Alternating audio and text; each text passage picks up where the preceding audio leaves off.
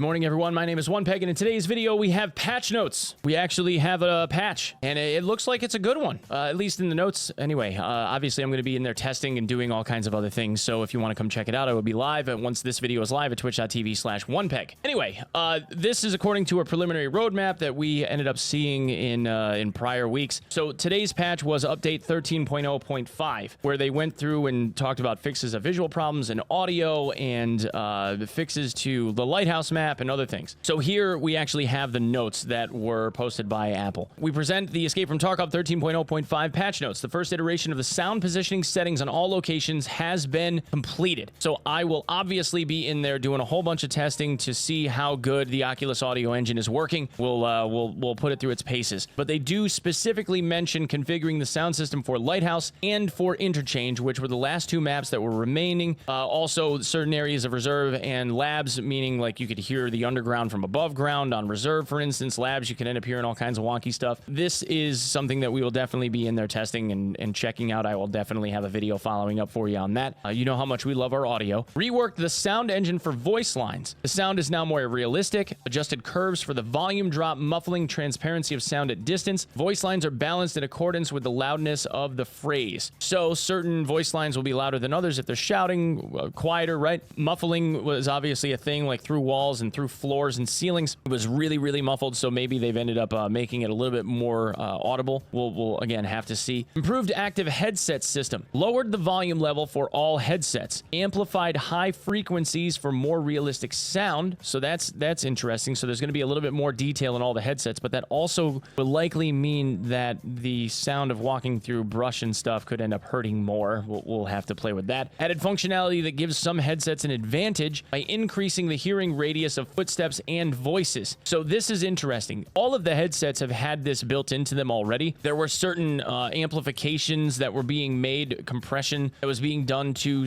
all of the headsets, and it varied by different amounts. The Comtac 4s having the best headset profile in the entire game. It reduced the ambient noise by more than all of the other headsets and also added the most compression to the areas where you would want it so you could hear things from further away. So if they're modifying this a bit, that means that we need to retest all of the headsets, which is something that I'm more than happy to do as well. Adjusted audio tracks that had sound artifacts, background voices, and noise. Okay, that's interesting. So for instance, scav voice lines, there was a scav voice line that if you hit F1, you would end up hearing like a random person or whatever talking in the background. Certain wind sounds were doing that too, where you could hear people talking in the background. Like somebody walked in the recording studio while somebody was trying to record the voice lines that they were, which was weird, but whatever. Fix the sound effect of concussion, which appeared when using Golden Star Balm or when stunned by a grenade. The effect is now smoother. The sound of tinnitus is played in stereo mode without the positioning effect when turning your head. So there had been like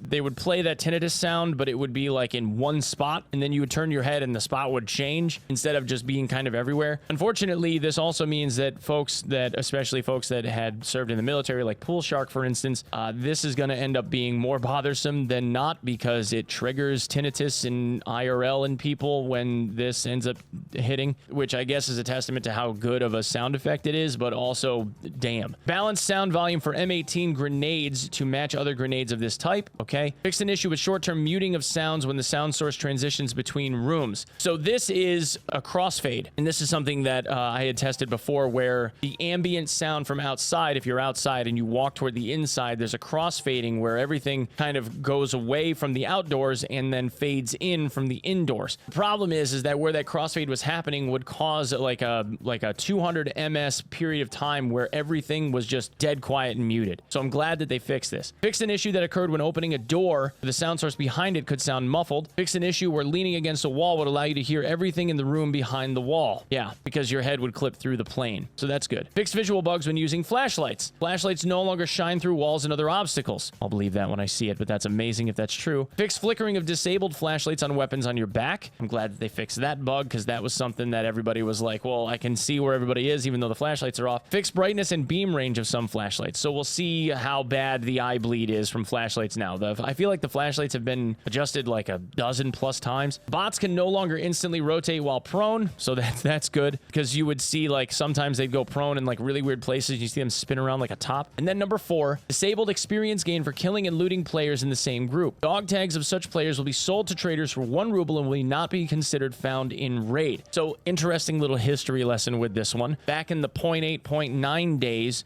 dog tags were 2,000 rubles per level, whether you killed someone on your team or not. So if you had like a level 10 guy, you could just pop them and get 20,000 rubles from their dog tag, which means that you had a bunch of people that were just loading into raid and then killing each other for the money because they would just sell the dog tags off to traders. That since got nerfed, and then they brought the value down to like 1k per level, and then it was 500 rubles per level, and then they brought the value back up again. But now I'm glad that they finally got around to coding this in to where people can't just cheese this, because I mean that's a whole thing. You got guys that are like level 50, level 60, level 70. You know, you kill one level 60 guy, you and your buddies kind of like kill trade back and forth on your team. 60,000 rubles for a 1-slot item that you can put in a dog tag case. If you spend an hour doing that with a friend, you'd have like 3 million rubles. So I'm glad that they figured this out. And then lastly, reduced frequency of bot voice lines and shouting during combat. So that's also interesting. I'm guessing this will passively end up making AI a little bit more difficult than not, because if they're not constantly yelling, you don't have that constant sonar ping to know exactly where they're at. So I'd like to see if this ends up making things a little bit harder for people in terms of scavs and whatnot. But we'll have to see. But yeah, so that's pretty much it. The short and sweet of it. Thanks so much for coming and checking it out, guys. I will be obviously going in and testing all of this. So come check it out over at twitch.tv/onepeg, where I will be live. If you like the content here and you feel like subbing the channel, please consider doing so. It really does matter. Thank you so much for lending me your eyeballs. I love you all. I'll see you in the next one. Peace.